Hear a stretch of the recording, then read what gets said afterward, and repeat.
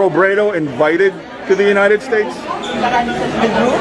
Yeah. Invited? Yeah. The NAFA group. Why would she be invited? Oh, I think she has a sister here. Yeah, so what's the point? What does it have to do with her office as a vice president? I think, just sorry, gratitude. So who's paying for her? So who's paying for her trip? I think the friends. Yeah, friends. So she's a public servant. She's not supposed to receive private. I don't know. That's unconstitutional, right? I don't know. What's wrong with that? Oh, what's wrong with that? It's called ethics, ma'am.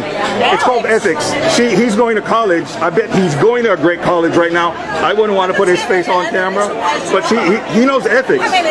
He knows ethics.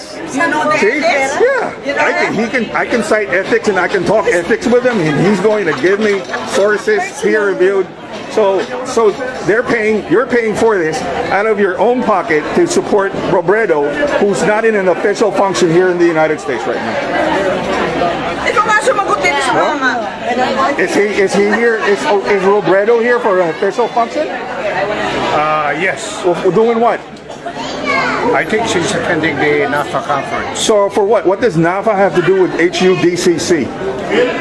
What's HUDCC? Precisely, sir. That is exactly my point. What is HUDCC and what does it have to do with NAFA? Can you tell me what HUDCC? Oh, I won't. I don't. That's exactly the reason why I'm here. I would like to know, what does NAFA have to do with the HUDCC and the Office of the Vice President? To be honest with you, I don't know. Yeah, that's exactly, sir. So what's NAFA all about? NAFA is a federation of all the associations. Yeah. National Federation of Filipino American Associations. Correct, sir? Exactly. Yeah, it's a great group. Right. But what does it have to do with HUDCC or the Office of the Vice President? If you tell me what I mean the housing. Gotcha. There you go. I just said it. Yep. Ding, ding, ding, ding, ding, ding. You got a prize. So what does it have to do? It doesn't have anything to do with that. So why is she here, sir? She was invited to attend. But isn't that unethical? She's not supposed to be in the United States ahead of the president. She has been to Thailand. She has been to Japan, and now she's in the United States. She's not supposed to be here. She's not.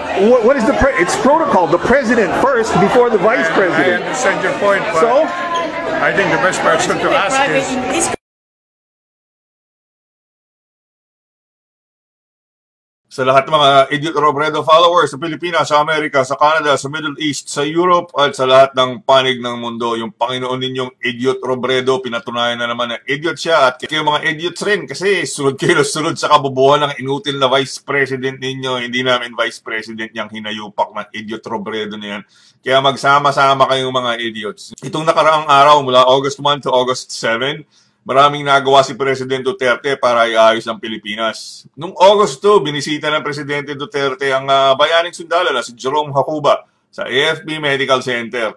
Sa kabilang dako naman, noong August 2, yung sinasabing nanalo raw ng pagka-Vice President na Lola Leni Lugaw Idiot Robredo nagpunta sa Thailand dahil binigyan na raw siya ng award ek-ek. Ano na pala yung mga Idiot Robredo followers? Wala! Aligahanin yung mga idiots galing sa pa-picture-picture ni Leni Lugaw sa Thailand. Noong August 3, nagkaroon ng press conference si Leni Lugaw. Iniisip niya kung saan daw niya kukunin ang pambayad kay Makalintal para sa electoral protest na sinampa laban sa kanya sa Comelec. Susuportahan niya yung Idiot Robredo na wala raw pera pero pupunta sa casino sa Amerika. Noong August 5, nagpunta si President Duterte sa Camp Lapu-Lapu, Cebu City at binisita ang Central CENTCOM of Armed Forces of the Philippines. Pagkatapos, nagpunta si President Duterte sa Camp General Macario Peralta sa Hamindan, Capiz. Noong August 6, si Leni Lugaw nasa Estados Unidos, nagpunta sa Valley Forge Casino and Hotel para sa press conference. Pagkatapos, may induction of officers ng National Federation of Phil-American Associations.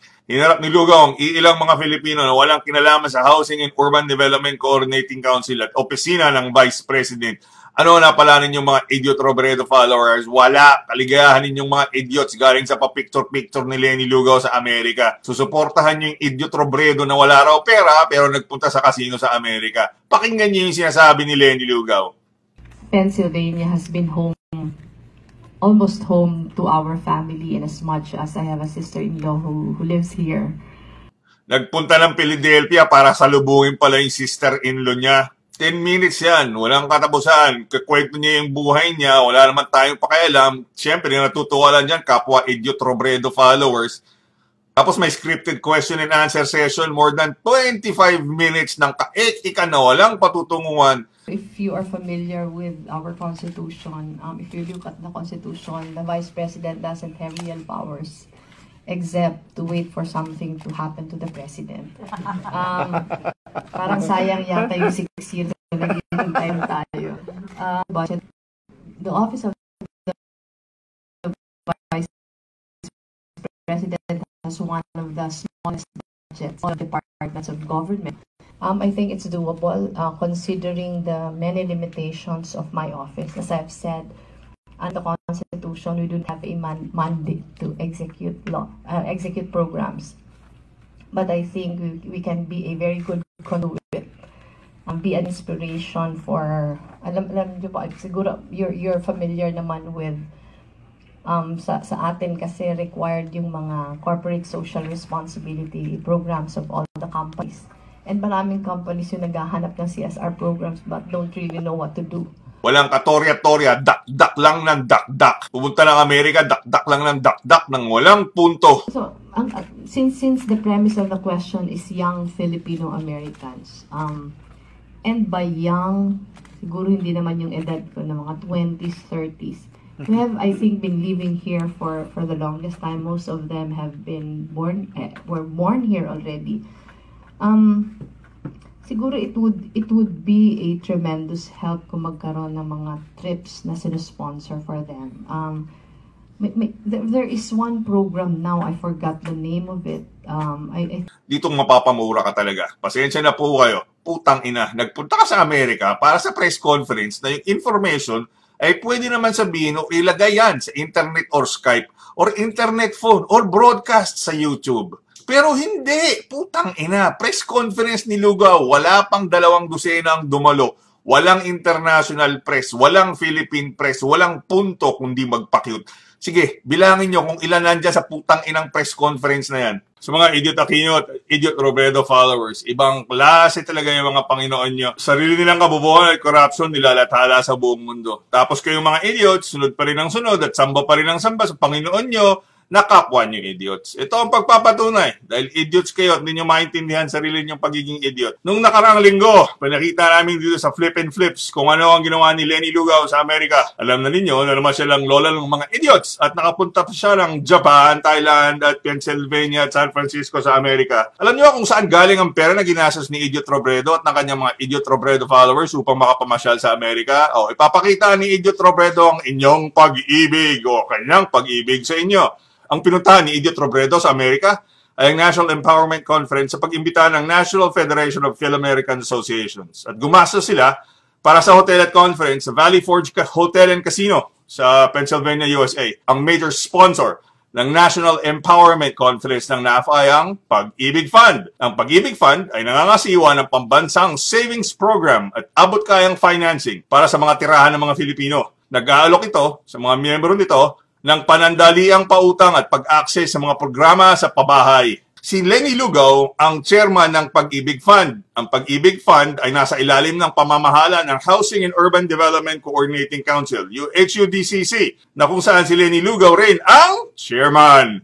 Ang budget ng Pag-ibig Fund para sa kanilang traveling expenses ay mahigit 73 million noong 2012 at 84 million noong 2013. Noong 2014, ang traveling expenses ng Pag-ibig Fund ay umabot ng 123 million at noong 2015, ito ay tumaas sa 151 million. Ang pagtaas ng budget ng Pag-ibig Fund para sa traveling expenses ay 39 million lang mula 2013 hanggang 2014. Tumaas ng mahigit 27 million mula 2014 hanggang 2015. Sa pagtitipid ng administrasyon ni Pangulong Duterte, ang pagtaas ng budget ng Pag-ibig Fund fund para sa traveling expenses mula 2015 hanggang 2016 ay nasa 7 million lang. Hulaan ninyo kung sino ang gumastos ng ilang milyon upang magdala ng mga Idiot Robredo followers galing sa Pilipinas, papuntang Pennsylvania at San Francisco, USA. Eh di sino pa, kundi yung idiot na chairman ng Pag-ibig Fund at HUDCC na nagpunta sa Valley Forge Casino at nakipag-meeting sa kumari at supporters niya sa California. Take note, isang biyahe pa lang yan sa Amerika. Hindi natin alam kung ilang beses pa babiyahe si Idiot Robredo sa ibang bansa gamit ang budget ng Pag-ibig Fund. Take note, traveling expense pa lang yan at hindi kasama ang sponsorship package na binigay ni Idiot Robredo sa NAFA. Uulitin ko, traveling expense pa lang yan at hindi kasama ng sponsorship package na binigay ni Idiot Robredo sa NAFA. Magkano ang sponsorship package ng NAFA sa conference noong 2014, ang National Conference ng NAFA sa San Diego, California? Ang headline sponsor ay nagkakahalaga ng $10,000. Ano ang sponsorship package ng Pag-ibig Fund sa 2016 NAFA Conference? Kayo na mismo. Tumingin sa webpage ng NAFA Conference at kayo na magdesisyon kung magkano. Ang exchange rate na $1 ay nasa 45 pesos. Kaya kung $10,000 headline sponsor ng Pag-ibig Fund ay tumataginting na 450,000 pesos na niregalo ni Idiot Robredo sa NAFA Conference bilang sponsor or headline sponsor ng kanilang conference. Di ba inimbitahan nga siya bago mag-eleksyon noong May 2016? Inanalo si Idiot Robredo. Kaya isang pirma lang, may $10,000 sponsorship package agad ang NAFA. Para sa conference nila, binoto nila si Lugaw, dapat may payback si Lugaw. Kung ang monthly contribution ng isang Filipino sa Pag-ibig Fund ay 200 pesos, kailangan ng 2,250 ng mga Pilipino at kanilang contributions sa isang buwan lamang upang bayaran ng headline sponsor ng $10,000 sa NAFA sa Amerika. Kung ang monthly contribution ng isang Filipino sa Pag-ibig Fund ay 700 pesos, kailangan ng 642 ng mga Filipino at kanilang contribution sa isang buwan lamang upang bayaran ng $10,000 headline sponsor ng NAFA sa Amerika. Tandaan nyo, yung $10,000 or 450 pesos sponsorship package na binigay sa NAFA ay hindi pa kasama yung plane tickets, hotel accommodations, gastos sa pagkain at inumin, allowances at iba pang kaikikan ni Idiot Robredo at kanyang mga Idiot Robredo followers papuntang Pennsylvania at San Francisco. Alangan naman mag-economy class tulad ng ginagawa ni President Duterte si Leni Lugao kasama ng kanyang mga idiots papuntang Amerika. Siyempre, first class ang Lola Leni, pati mga idiots niya. Yan ang ginagawa ni Idiot Leni Robredo, ang vice-presidente ng mga idiots. Galing ng vice-presidente ng mga idiots, ano? Kaya nga kayo mga idiots at inutil, pondo nyo sa Pag-ibig Fund, ginagastos ng Panginoon ninyong Idiot Robredo, tapos tuloy pa rin ang pagsamba nyo sa mga idiots. Yan ang pag-ibig ng mga idiots. Amen? Amen, mga idiots.